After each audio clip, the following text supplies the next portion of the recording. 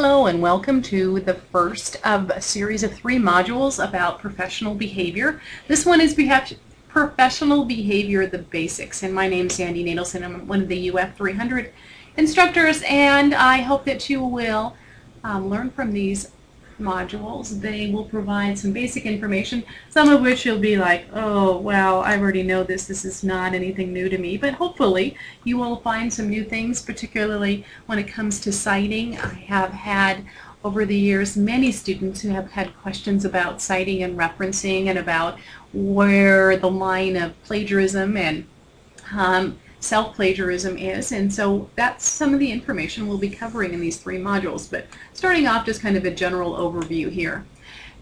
These modules are for professionals in professional life, and because there's a culture of its own in professionalism and being a professional, and sometimes there's different words, expectations, and dress, particularly in healthcare.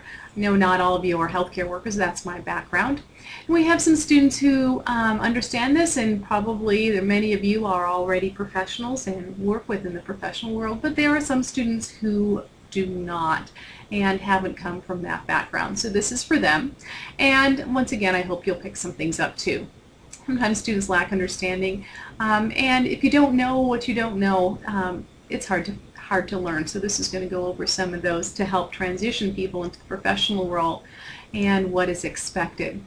The modules will include fairly basic information about professional behavior, and many things, like I said, you may already know. And so we want to start at the basics though, so that everyone has that information and starts from the same ground level. After you've done the readings and gone through the content, we hope that you'll have a much better understanding, and there's going to be some quizzes associated with each. We expect that you'll go through each. They will not negatively affect your course grade. If you need to take them more than once, that's fine, but we expect that you will get all the information correct on all those, and even if it might take you a couple of times. Once again, you can retake the modules, but we do require that you'll get 100% on each one. So you may want to think about taking notes if you are having some information that's like, oh, I'm not sure about that. That's new to me. At the end of the modules, we'll ask you to sign a form that says that you have completed these, and then also turn that into your instructor. If you're an online student, this might be a little bit different, but you'll find that out coming up soon. Professional image. As a Boise State student, you are part of the Boise State community and community of Boise at whole. We want our students and our community to be professional and to see us as professional, and we want us, of course, to be a positive contribution to the state of Idaho and beyond. So the following guidelines are about behavior and attire that will help you be the person that BSU is proud of, and proud that you are a student of ours and a graduate of ours when that time comes. It also will help you feel better as a professional to know what you need to be doing and saying and wearing. As Boise State, you're going to learn many things. Some will help build habits that will carry forth throughout your whole life. And research shown that students who act ethically and learn how to work ethically at school, at college, will then continue that in the workplace, and so that's the tradition we want you to start with. Unfortunately, it has also been shown that unethical practices in colleges are also likely to occur in the workplace too, and because that's so important, we want you to begin with habits that represent professional behavior here at Boise State. As a student, the facilities where you'll be, because you'll most likely, some class, have some experiences off campus that you will participate in. Many classes are service learning classes in which you'll be going out and doing some sort of service or some sort of activity that you'll be a representative of Boise State. Other times you may go out and be asked to interview someone. And we want the interview to go well, and the person you interview to see you as a very professional and an excellent example of Boise State. We certainly don't want to have any bridges burnt by students who may not act professionally, may not dress professionally, and potentially miss job opportunities, particularly here in Boise, in Idaho, when it's pretty small and word gets around. Your faculty members are really great job references for you and for future employment. And so we want them to see you as professional and acting professionally, so that when it comes time when you ask them to be a recommendation, they'll be able to give you a glowing recommendation and you'll get the job. In terms of societal issues and key issues related to this, society needs people who will act with integrity and protect people from harm. And professionals without good ethical behavior can seriously injure or even kill people and patients. It's the Boise State mission to develop people with integrity, and we want to make sure that everyone does leave with a strong sense of integrity and understanding what that means. People who do not show commitment to ethical principles will not be allowed to continue their studies at Boise State. We cannot risk the safety of others by graduating people who are unethical. And as a Boise State student, you are held to a high ethical standard, and that means that behavior that appears to be unethical can result in very negative consequences for you. Of course, we don't want that to happen. Intent to act unethically does not necessarily have to be proven for breach of professional behavior to occur.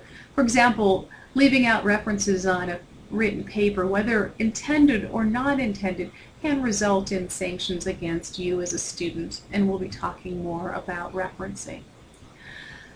In terms of holding to high standards, disciplinary action can be severe. Every year, every semester, students fail courses, they're expelled from programs and or BSU, which is really unfortunate. Many different words are used when people talk about ethical behavior. Unfortunately, there isn't just one definition for each term. I'm going to go over some definitions, and you will find them in Webster.com dictionary. That's where these sources come from. Webster defines professional behavior as one characterized by or conforming to the technical or ethical standards of a profession, exhibiting a courteous, conscientious, and generally businesslike manner in the workplace. The word standard has many meanings also.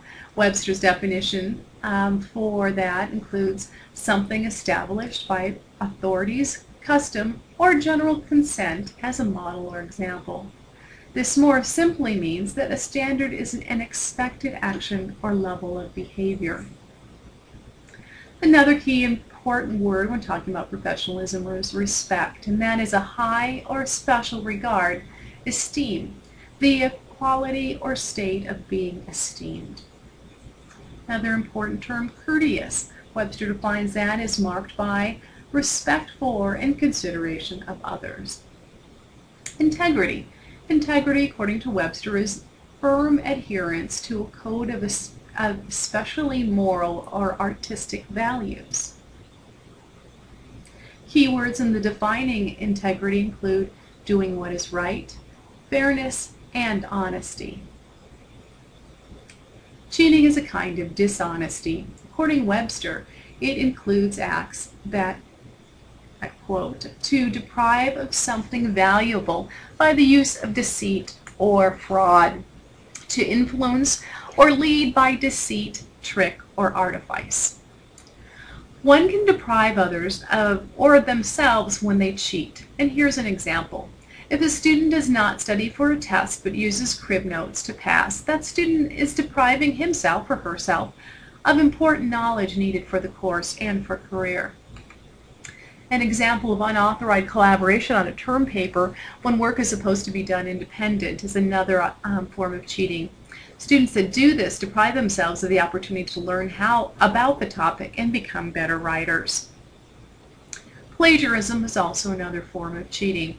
Webster defines it as, quote, to steal and pass off the ideas or words of another as one's own, use, another's production without crediting the source. Examples of plagiarism include using quotes from a paper without citing the author, or turning in a paper that was written for another class without the teacher's permission, and that's called self-plagiary. If you take parts from another paper or use a whole paper that was written for another class for another purpose and turn it in one class, that is considered plagiarism, and that is unethical. If, of course, you talk to your teacher and your teacher says that's okay, that's a different story, but without that permission, it is plagiarism.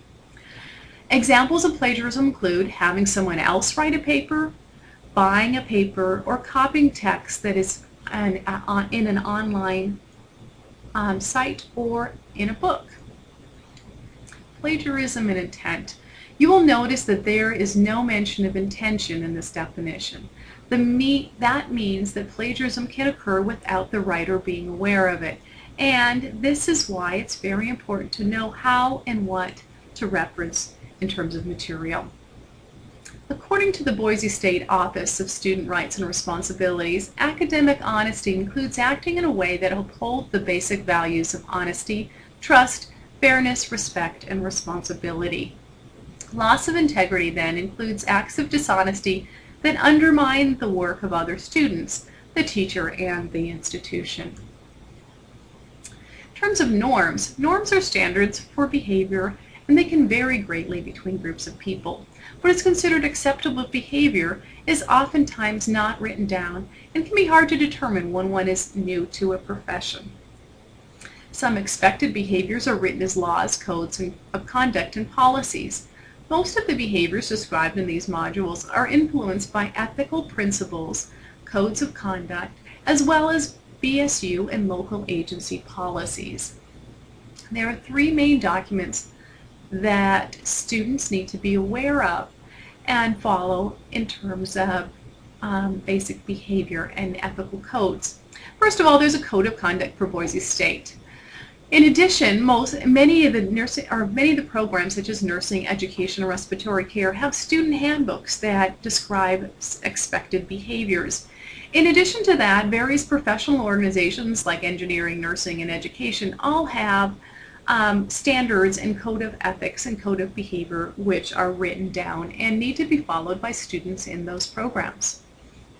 There are hundreds of professions in the U.S. There are many web links, and what I'd like you to do is find it in terms of your career choice. What are the organizations that will represent you and are part of your field and have ethical codes? There are some key documents that help describe ethical behavior at Boise State, and one of them is the Student Code of Conduct, and that is the link. You could also go to the web page to find it. And this covers issues of misconduct such as academic honesty, plagiarism, and cheating. In summary then, society needs people that act in a professional manner. Unfortunately, many starting in a new profession are not exactly knowledgeable on how to act. And so this information is to help to provide a basic understanding of behaviors that are expected of a principled BSU student.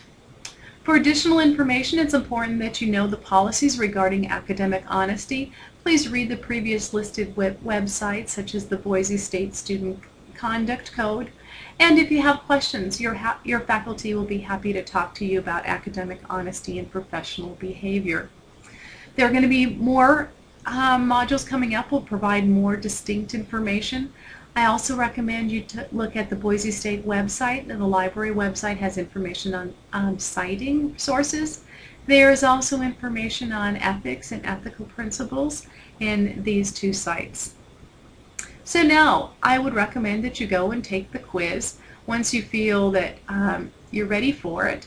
And then if you do not get 100%, go back and take it again, find that information. It's okay for you to refer to any notes that you've taken in the modules, the websites, or these slides as you take the quiz. However, you should not take the quiz. You need to take the quiz on your own, and you should not use other people's notes or information other people, such as students, give you. Thank you very much. Appreciate your time. Have a great day.